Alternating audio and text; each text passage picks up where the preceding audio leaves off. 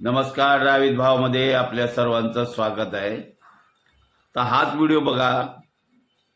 आपल्या कित्येक व्हिडिओमध्ये आपण सांगण्यात आलेलं आहे की रस्ते अपघातामध्ये सर्वात जास्त जर मृत्यूचं प्रमाण जर असेल तर ते आहे रस्ता ओलांडणे.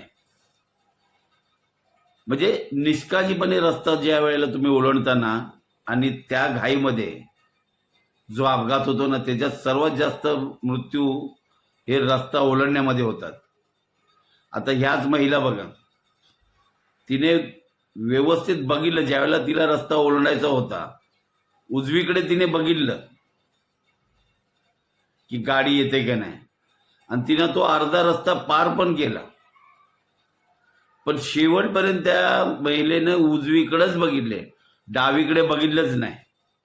शेवटपर्यंत ज्यावेळेला तिनं रस्ता ओलांडला शेवटपर्यंत तिने उजवीकडेच फक्त बघितलं, डावीकडे बघितलंच नाही.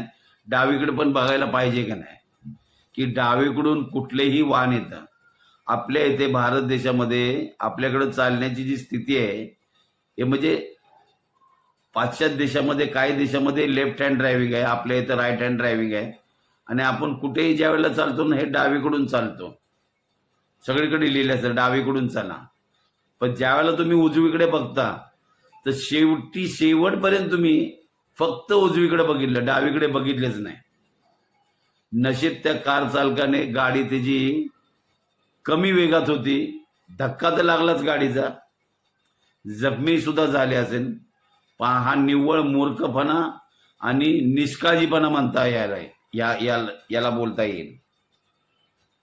म्हणजे तुमचं लक्ष पाहिजे ज्यावेळेला रस्ता ओलांडताना, आणि तुमचं लक्ष नसल्यामुळं फक्त तुमचं लक्ष एकाच दिशेला होतं, फक्त उजवीकडे बघितलं.